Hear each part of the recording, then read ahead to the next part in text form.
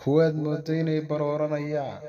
kuwa bilicdii fankaba geed saradii ku laalay, kuwa kada loobsi jiibsaday, kuwa teembada dhinac ka raacaya, kuwaad moodaa inay xabsi ka soo dareereen, kuwa xaraashay xeerarkii fankaba, waarsow kuwa tayo xumadii fankaba tiir ka saaray. maxaad kala socotaa jilayaasha reer Burco ee u tegay magaalada Garowe bandhigga faneed si ay ugu soo qabsadaan magaaladaasi ay isu bedelay siyaasiyiin tegay magaalada Muqdisho si ay u mucaaradaan Jamhuuriyadda Somaliland? mase ogtay in haddii ay Jamhuuriyadda Somaliland mucaaradaan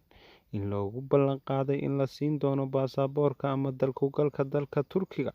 iyo weliba lacag ay ka heli doonaan xukuumadda dowladda federaalka Soomaaliya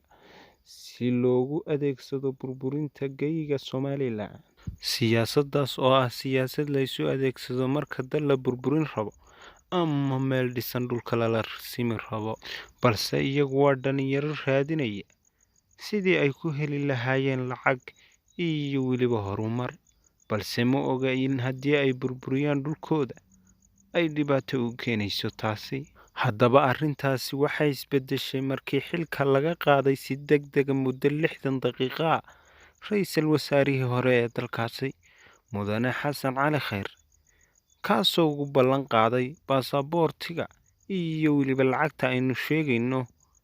ee ay nimankaasi qaadan lahaayeen.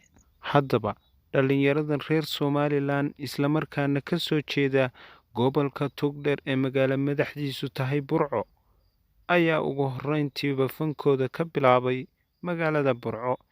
iyagoo dhowr jeerna yimid magaalada Hargeysa, markii dambena u kacay dhanka iyo Garowe si ay bandhig faneed halkaasi ugu soo qabtaan, balse ay isbedeshay aragtidoodii ahayd inay bandhig faneed keliya halkaasi ku soo qabsadaan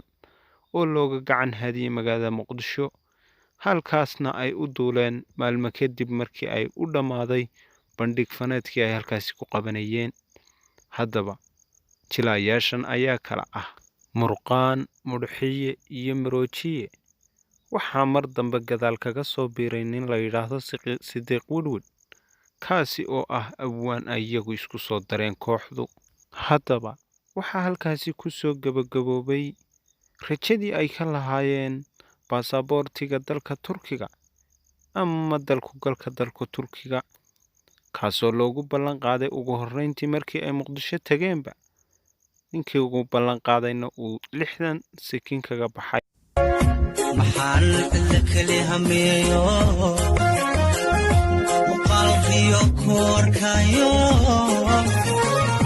masalo jacaylan dhexmaraye maxaan la kale hameeyo muqaalkiyo koorkayo